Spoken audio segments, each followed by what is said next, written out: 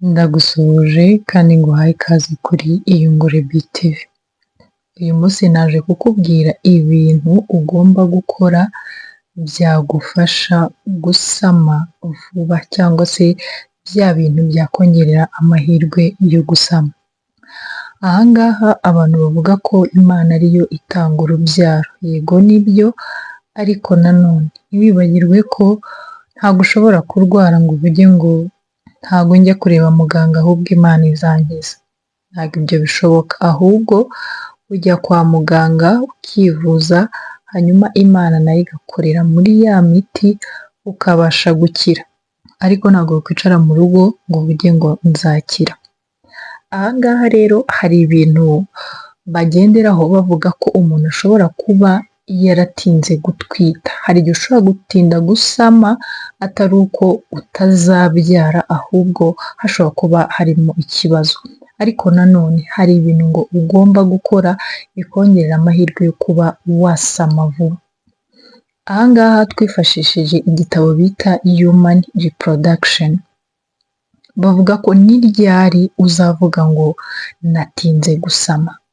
Aha ngaha bavuga ko ku mugore ufite imyaka cyangwa se ubwo ni umugore wamaze gushaka deja uba wabaye umugore. Umugore ufite imyaka 35 ariko ukaba umaze amezi 6 yikurikiranya ukora imibonano idakingiye udafata n'ibinini, ariko ayo mezi 6 akaba arangiye. Ni ukuvuga ngo aha ngaha uba ugomba gutangira kwifashisha cyangwa se gushaka abaganga bakakugira inama ku bintu bijyanye n'imyororokere.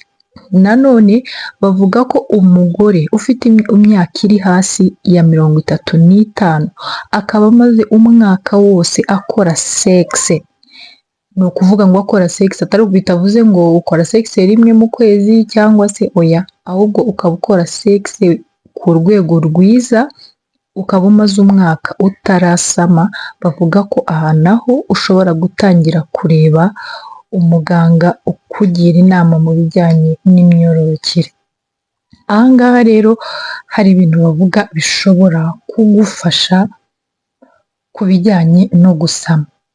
Icya mbere aha ngaha bavuga ko wakoresha ovulation kit. Ni ukuvuga ngo aka ni akuma kagufasha kumenya cya gihe uri mu gihe cy'uburumbuke cyangwa se cya gihe ushobora kuba wasama. Kuko aha ngaha nanone biragaruka mu kumenya ukwezi kwawe. Aha ngaha bikunda kugorana kenshi kugira ngo abantu babimenye, ariko ni ibintu bitagoye. Iyo uri umuntu wabyigishijwe neza n'umuntu ubizi ukabifatira umwanya birakorohera. Aha ngaha rero kuri ovulation kit, kuri aka kuma, ni ukuvuga ngo kakwereka imihindagurikire y'umubiri wawe. Kagufasha kukwereka cya gihe uri mu gihe cy'uburumbuke, hahandi ushobora kuba wasama.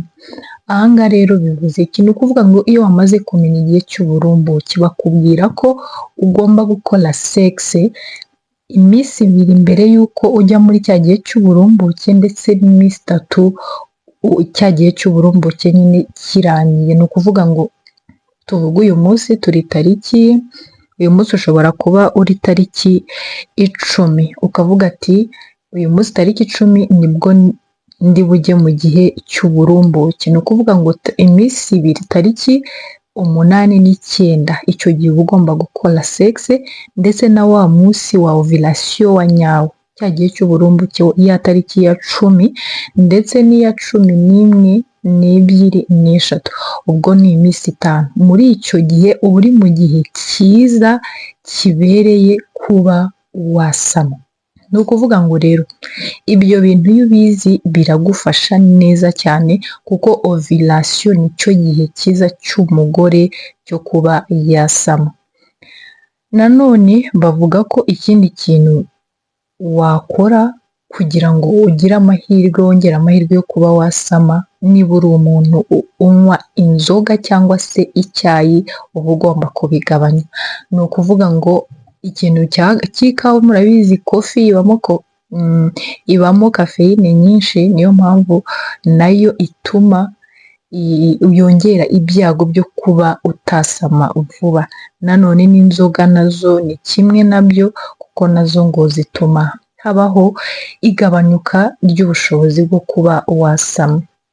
Nanone ikindi bavuga ko ugomba kugabanya cyangwa se kureka, ntabwo ari ukugabanya ahubwo ni ukureka gukoresha ibinini. Ni ukuvuga ngo niba uri wa muntu witegura gusama, ushaka gutwita, gabanya ibintu byo kurya ibinini bya bindi bituma udasama, kuko uko ugenda urya ibi binini ngo bigenda byongera igihe cyo kuba watinda gusama. Nubwo wenda bishobora kuba byakurinda gusama, ariko nanone hari effect nziza, hari n'indi mbi. Uko ugenda ukomeza kubyongera ubinywa buri gihe, niko ngo byegezayo, ndetse ngo akabaho n'igihe usanze byaranafunze ubushobozi bwo kuba wabyara. Gabanya ibinini rero.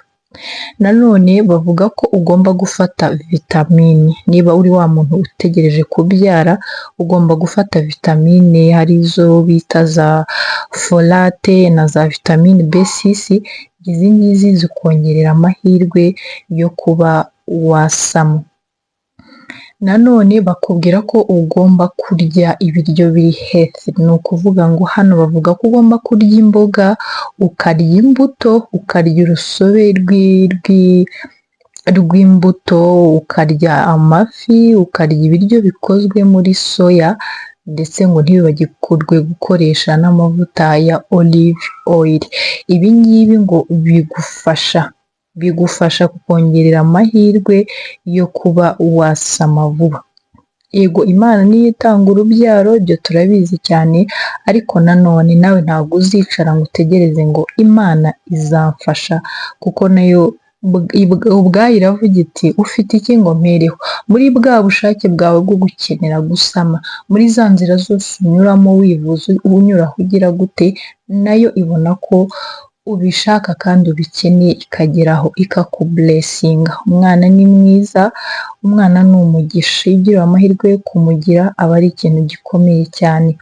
Ariko nanone nawe nubona bimaze igihe ukurikije ibi twavuze, wagerageza kwegera abaganga babyigiye, babishoboye, bakagufasha kugira ngo nawe ubashe kubona kuri uwo mugisha. Aha ngaha nanone bakubwira kenshi ko ugomba kumainteninga ibiro, cyangwa se kugira ibiro biri hagati. Ntugire ibiro birenze kandi ntugire n'ibiro biri hasi. Aha ngaha rero wabimenya ute? Ni ukuvuga ngo ukurikije uburebure bwawe nibwo umenya yuko ibiro ufite bifitinga cyangwa se bibura. Ni ukuvuga ngo iyo ugize ibiro byinshi birenze uko ureshya, nanone ngo bitera ikibazo, kandi wagira n'ibiro bikeya nabyo ngo bigatera ikibazo cyo kuba ubushobozi bwo kuba wasama bugabanuka. Nanone bakongeramo ikindi kintu cyo gukora udusiporo. Buriya siporo abantu benshi ntabwo bakunze kuyikora, ariko hari igihe abantu bavuga siporo ukumva za siporo zo kujya muri jimu, ariko no mu rugo iwawe ushobora gukora siporo yoroheje. Siporo buriya ni irefureshinga ubwonko, ugasanga uratekereza neza, imara siteresi. Ku bantu bakora siporo barabizi, ugasanga umubiri wawe uri fiti.